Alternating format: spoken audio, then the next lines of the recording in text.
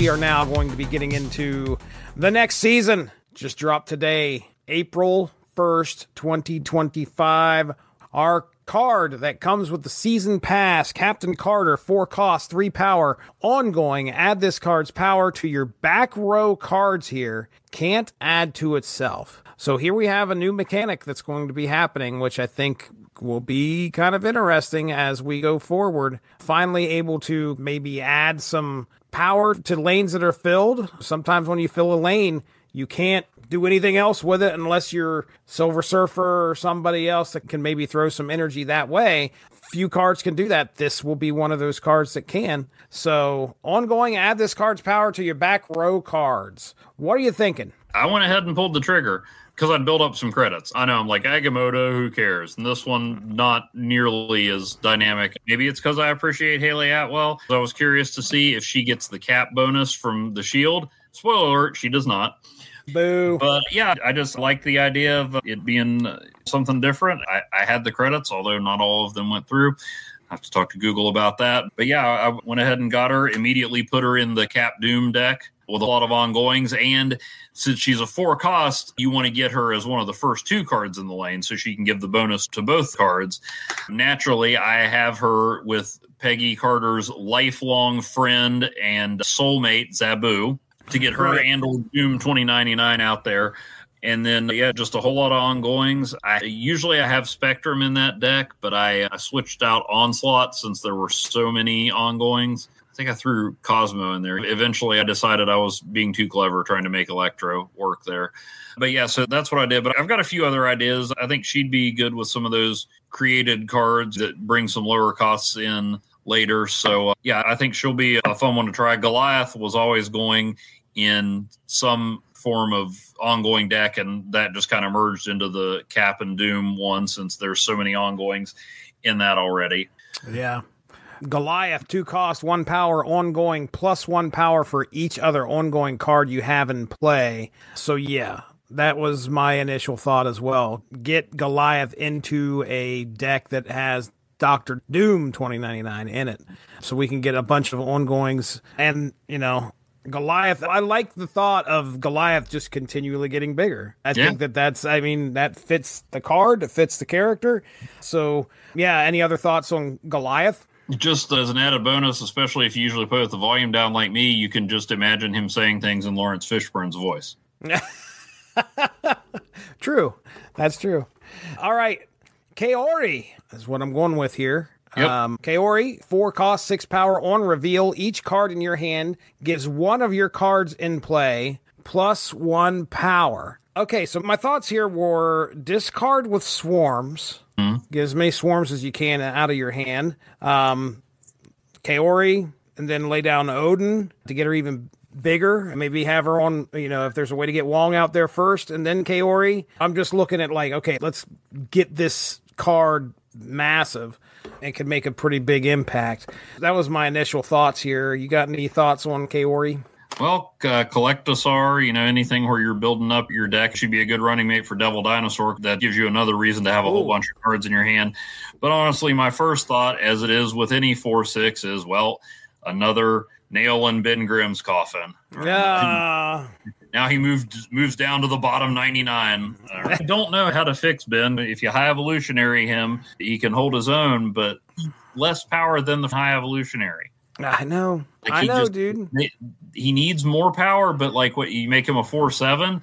There's better 4/7s. You make him a 4/8. Now you're not going to pick him over Dr. Octopus. You make him a 4/9, then it gets too powerful. And they can't really do anything with him because it messes up the high evolutionary mechanic. But that's a card that really needs reworked, like they've done with America Chavez or Spider-Man or Adam Warlock. They really need to do something because there's just no reason to play one of the greatest characters in the Marvel Pantheon. I cannot argue with you because every time I look at these cards that have no ability, I don't play with any of those cards. I don't have Cyclops in any decks. I don't have High Evolutionary. I think I do have High Evolutionary. I just don't play High Evolutionary.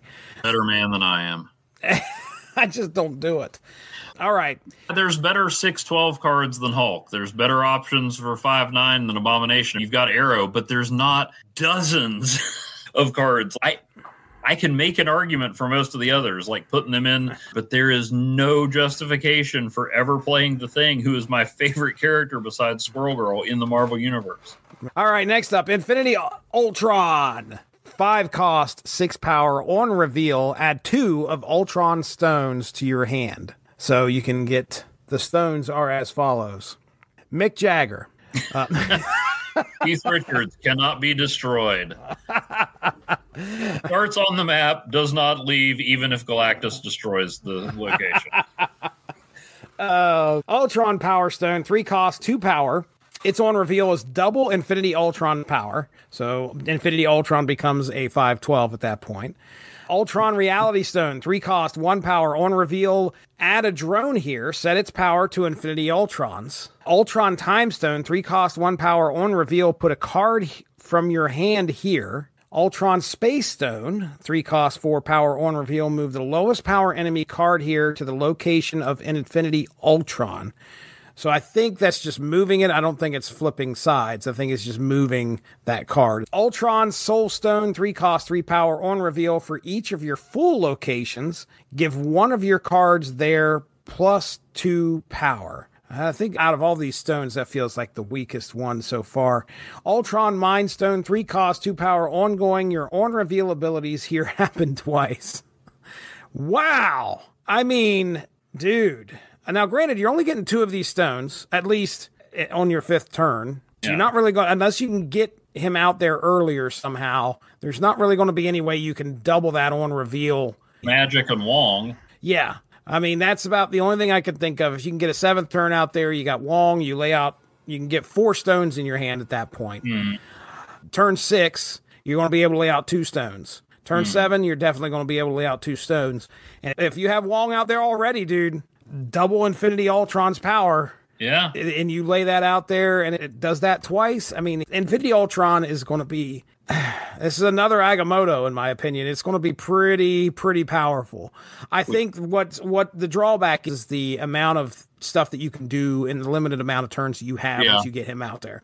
That's the big thing. I like this card. I think it's going to have an impact for sure. Pack Shang-Chi because this guy's getting big. That's my guess. I think there are a lot of, well, granted, you never know what you're going to get. How many stones did I go through? 6? 6. So, I don't know, man. It's going to be pretty crazy. What are your thoughts? Yeah, you're right. When I saw this, I was like, oh, here's another Agamotto. I don't know why he isn't the season pass card. When we talk top 5, we're going to talk about the most enticing ones. Captain Carter, popular character, fun mechanic, but this guy is the one I was like, well, I got the credits. I'm going to get the season pass this time. But this is the guy that you're going to have FOMO on.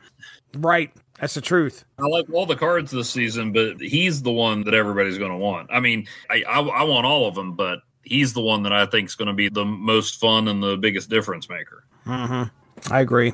All right. Next up, Strange Supreme. 2 cost, 2 power, gain plus 2 power from merging. At the end of the turn, merge one of your created cards into this. So this is something where you're going to have a created card out there in order for it to merge. It's 2 cost, 2 power, so it's going to give you some time to get some stuff out there. You can use Squirrel Girl, Sinister, the Brood, a lot of the Collectosaur things, or just add him in. We each made a deck for Eson, just pull out a 2 cost and put him in their place. Agony, Hulkbuster, Penny Parker, and Spider. Those are all naturally merging cards. He'll merge the created cards, but you can merge other cards with him, too. Power him up that way. And we haven't even gotten to the last card, but ask me which of these I'm going to skip. I don't think I have the keys to... I'm at 0 right now. Even if I get 2 keys a week, I'm not going to get all of these. Of the ones I should have skipped, it was probably Goliath, but I don't know why. Just Goliath. You know, Kahhori is I've only seen 1 episode. I'm way behind on What If, so I've only seen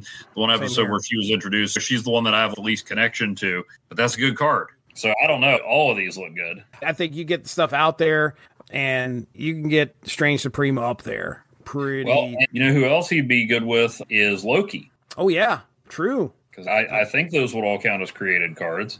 Yeah. All right. Next up, Hydra Stomper. 3 cost, 2 power, ongoing, plus 1 power for each time one of your cards moved this game. Oh my goodness. Each time? So this isn't just one time, I assume, per each time one of your cards move this game. So if I can get 3 cards to move in one turn, is it getting +3? Is that what's happening here? Yeah. Oh my gosh. Silk. I mean, Werewolf by Night. You're right. There are a lot of cards on here I want to try for. I think that one that everybody's going to be shooting for is Infinity Ultron. That's going to be the biggie. If I'm going for anything else, is probably going to be Strange Supreme. I like the move aspect of Hydra Stomper, but I want to see Strange Supreme, because if it's going to give me more of a reason to play Arishem, then it's going to give me more of a reason to play Arishem. Oh my gosh, I just realized the best thing about Strange Supreme. He will eliminate the greatest pest in Marvel Snap. Grand Central Park squirrels. Oh my gosh, you're so right. Don't let Squirrel Girl know I said that. Yes, indeed. I mean, he would be fun to have out there for, what's her name? Debris. Yeah.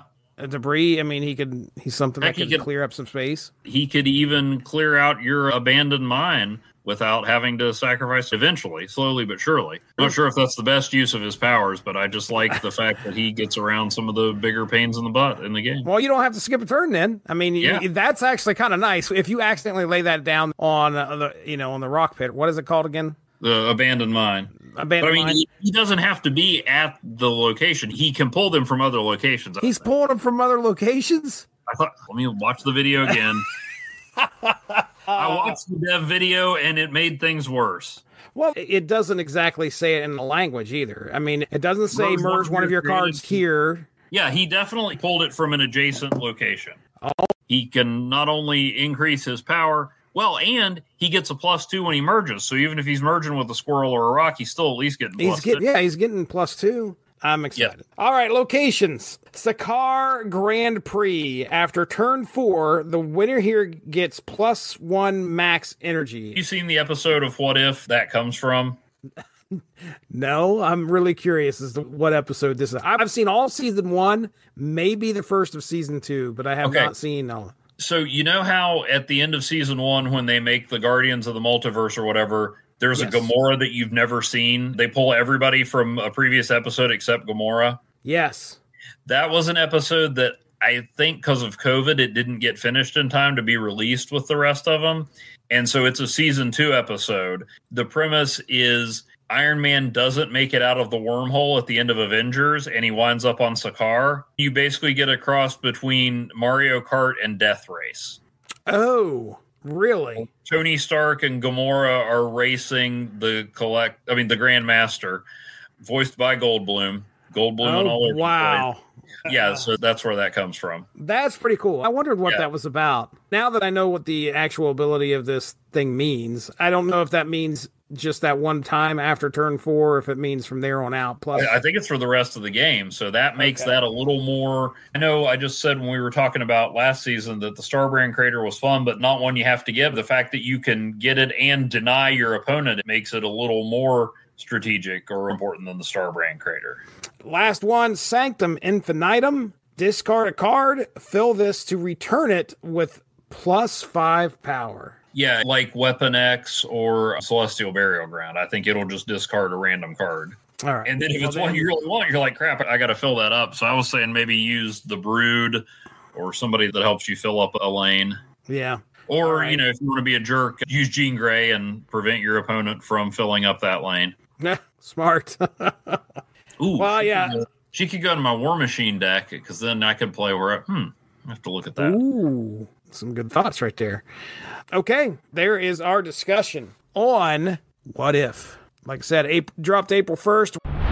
Thanks a lot for joining us. Make sure to tune in tomorrow for the next installment of Snap Material.